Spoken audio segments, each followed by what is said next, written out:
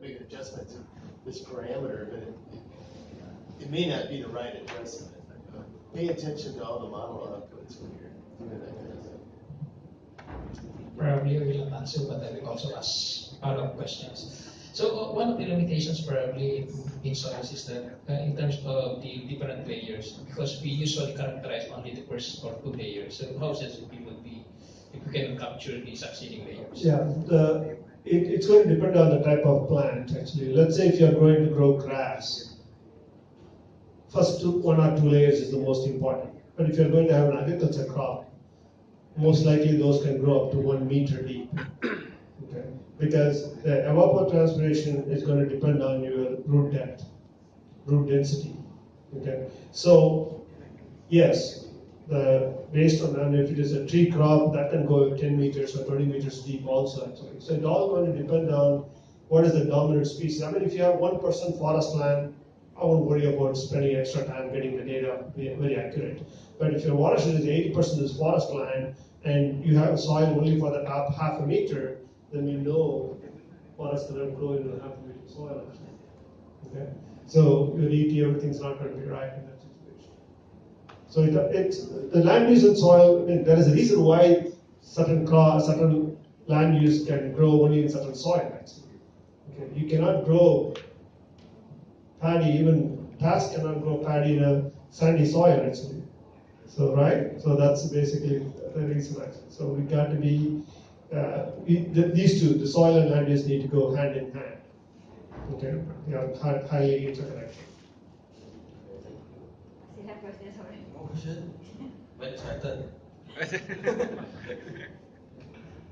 Okay, during the HRU creation, does it make any difference the percentage? Let's say like Dr. Tan yesterday, he chose 10, 20, and 10. If I choose 30, 30, 30, or 10, 10, 10, what difference does it make to our result? Yeah, we Well, yeah, one thing you can do is a sensitivity analysis and find out for yourself what it's doing. It kind of depends on how detailed the information you want in. If you're using pretty refined soils and land use, and you want to really capture those effects, I wouldn't set those thresholds very high. So, but if it's fairly homogeneous soils and land use, and your input layers aren't that refined, then the kind of thresholds numbers you're throwing around probably aren't going to be much different. Basically, the HRUs are there to capture the spatial variability, right? So there is a way to measure spatial variability through entropy. So people have done entropy calculations to find out at what threshold there's no more improvement in your model performance, because the model may start to decline in the performance. So you can be able to find that threshold and then use that as your guidance. So I've been asking some guys to develop a tool so that can be used as a preprocessor. So you give the land use and soils, and then they can pre-process and find out what is the entropy value. Then you can throw that number in your calculation. On the other hand, there is a lot of error in our inputs, especially the land use map and soils map. Okay, because they all came from 2 independent sources. They may not exactly line on top of other actually. So when you're overlaying these layers, there's going to be a lot of sliver boundary effect that may cause an odd, like water, forest is growing on a water soil, for example. Things like that, because there will be a forest that will be adjacent to a water body, for example. So one has to remove those smaller things. That's the main reason why the HRU exists there actually, to eliminate these odd, smaller HRUs that may or may not be right or may not contribute to your overall processes. That's the only reason that exists. 10, 10, 10, or 5, 5, 5, it's not like a fertilizer number actually, like nitrogen, phosphorus, potassium thing. It's just to be careful how you use that. The only other area that I know people make some extremely careful analysis would be on slope. Okay, I'm not a big believer of using 10 different slope classes or 5 different slope classes to define your landscape. Okay, typically 0 to 2%, 2 to 8, 8 and above. You don't need more than 3 slope classes. The 0 to 2 is most of the agriculture land. 2 to 8, a mixture of agriculture and pasture land.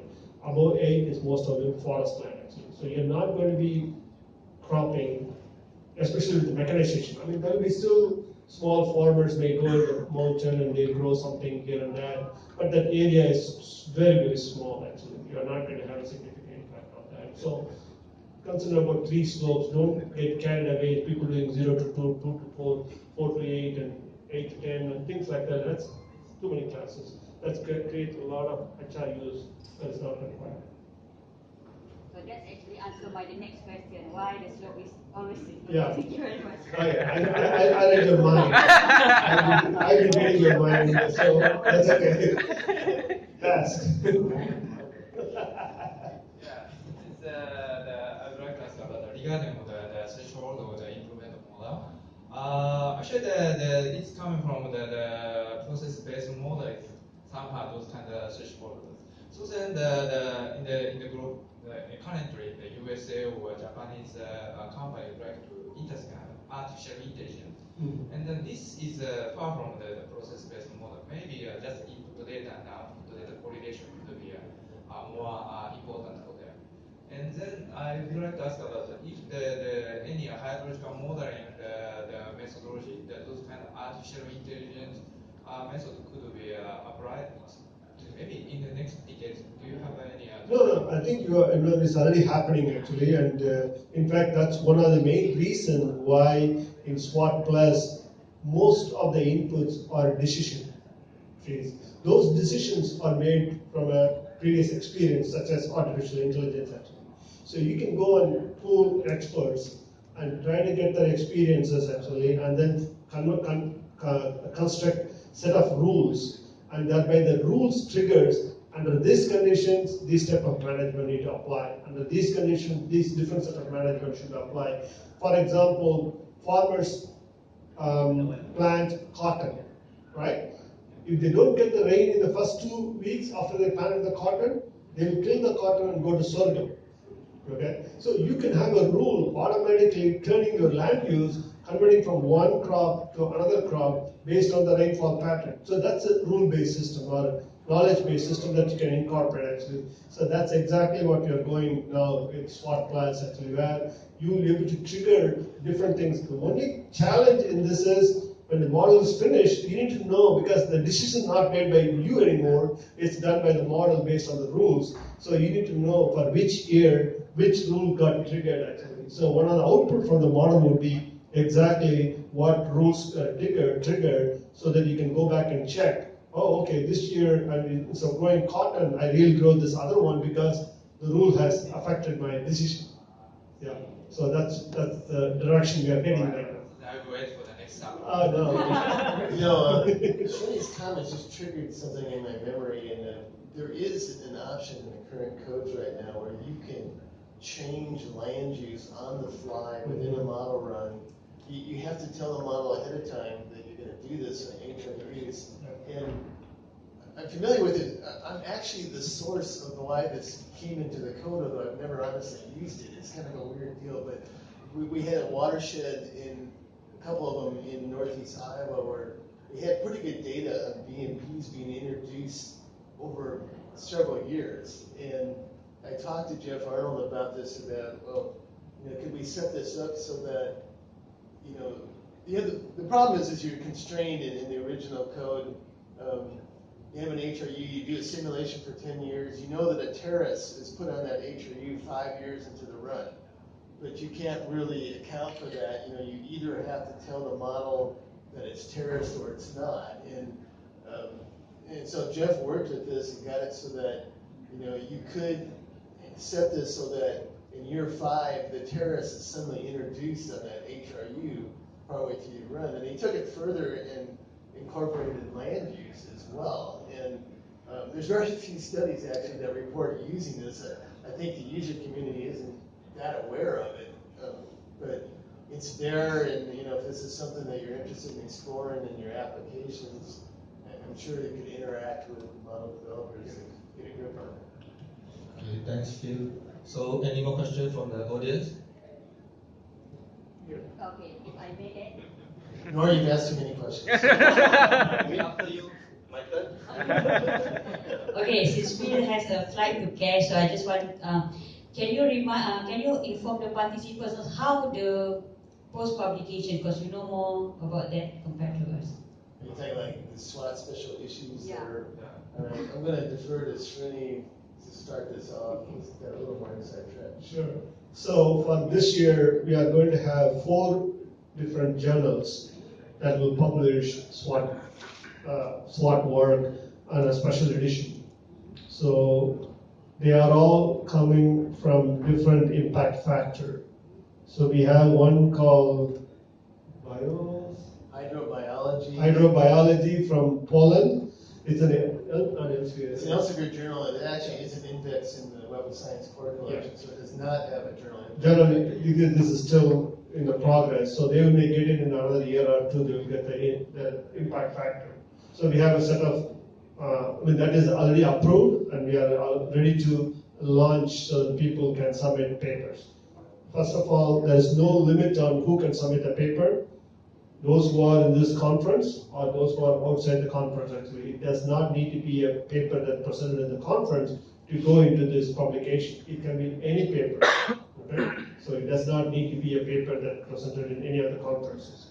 So these journals, these special editions are collection of papers over 3 different conferences. The Warsaw Conference, the Malaysia Conference, and upcoming India Conference, actually.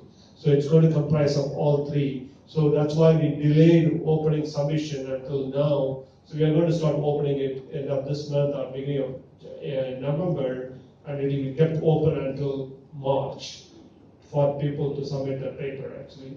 And before that, we will send an announcement to all the participants, not only the people who are in the conference, to give a tentative title and a contact information and journal in which they are going to submit, so that we can distribute that to the journal editors, so that they will be able to follow up after that, actually. So that I already mentioned one journal.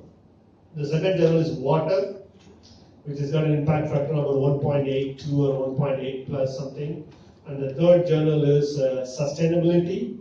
Okay, it's also got an impact factor of about 1.8 or so. And the fourth journal is Ecological Engineering.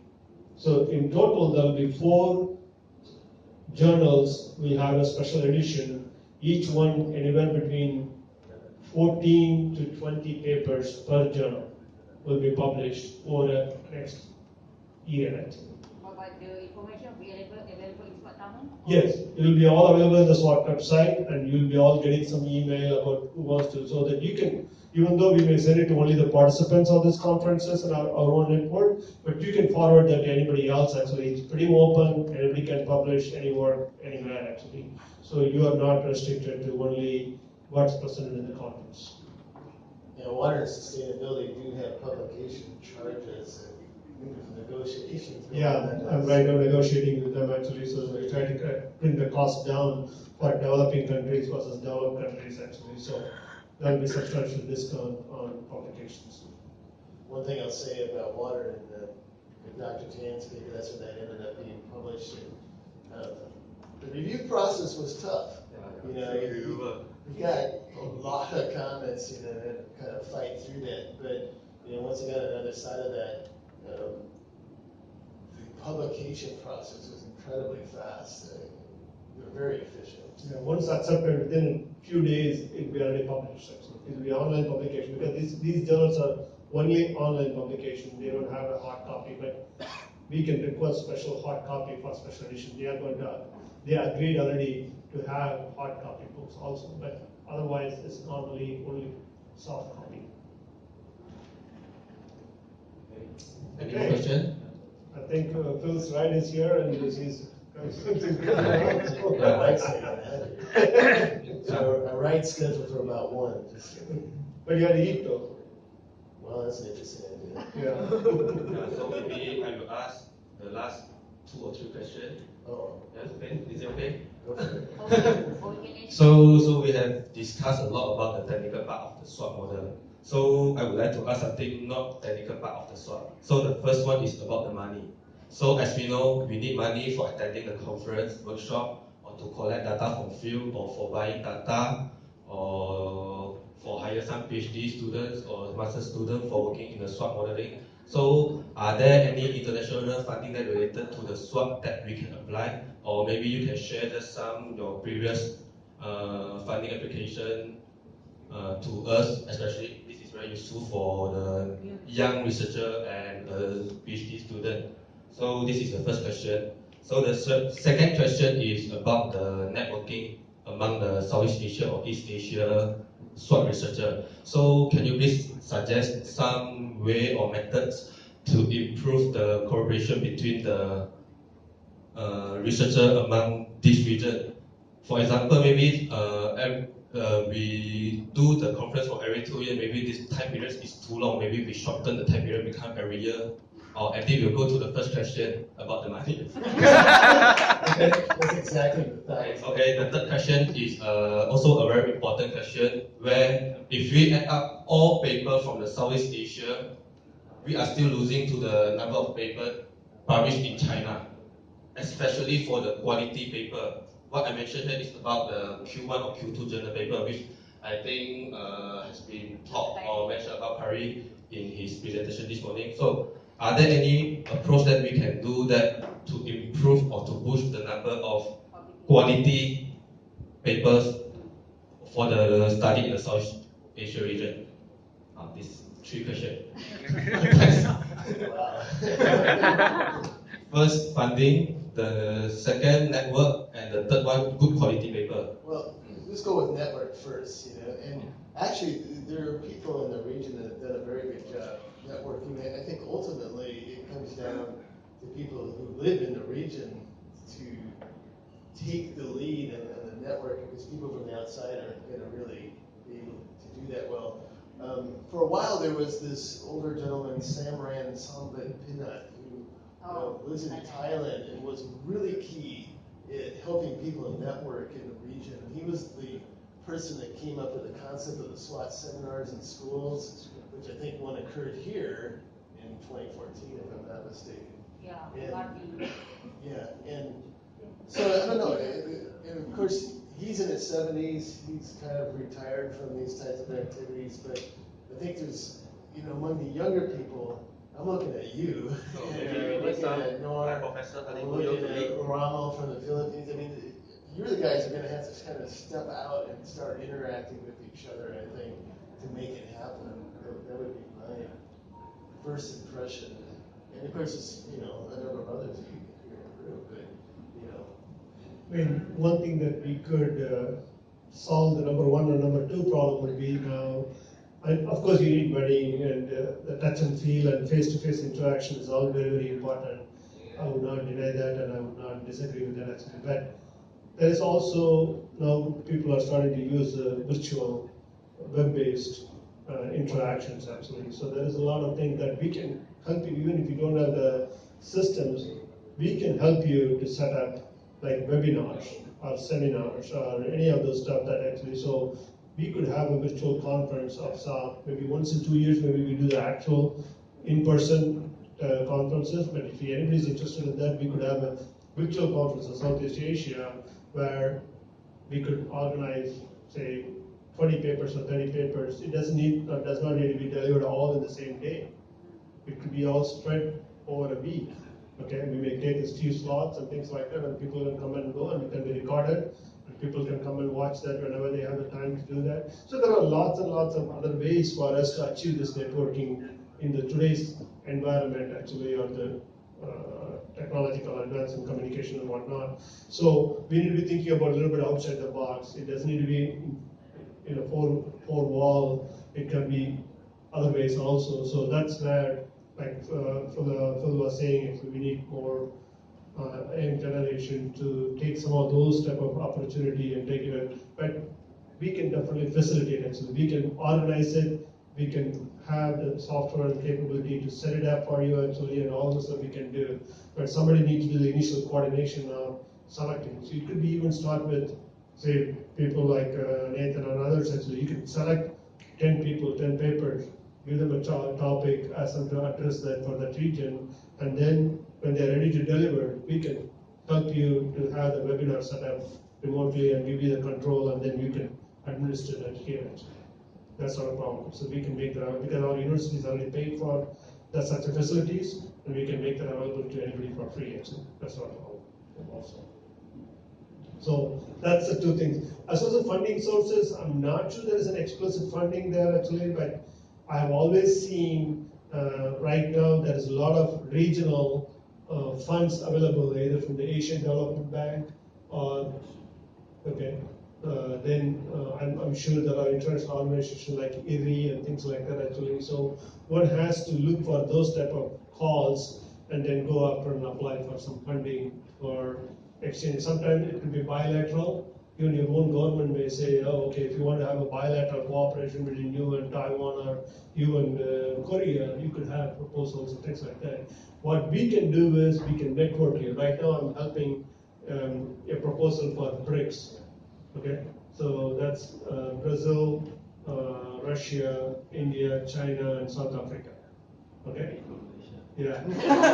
So that's a unique opportunity. They put a call, but none of them have seen each other actually, and I'm helping them to bring the best in each of those countries, and I ask them to communicate with themselves. I'm just facilitating the communication, and they are the one writing the proposal. They are the one when it's funded. Actually, they have built-in workshops and exchanges, visits, and come to SWAT conferences and things like that. So that's another way of building cooperations among the region. So we got to look for the right opportunity at this point. Okay, it's my turn. For the networking activity, I think the SWAT school was very good examples to start this one. So probably we could strengthen for the past days, 2 days ago. Have conversations actually with Sandra, so I think he's still willing to continue that, and I also communicated with Vinay, and they're still willing to pursue this SWAT school. Previously, Sandra was actually advocating the use of Facebook as an avenue to really interact with the SWAT users, and I think that is very useful. But it somehow over the years, the communications was not that strong. But in here, probably we could start again. And in terms of the funding, I think there is a new funding window that we can have because the other week I was also in Indonesia attending the networking activity workshops to come up with a proposals for Southeast Asia, which include the Philippines, Malaysia. Now we have Malaysia here. So Malaysia, Indonesia, and Vietnam. So I think that's the Newton Fund. So I think they are looking into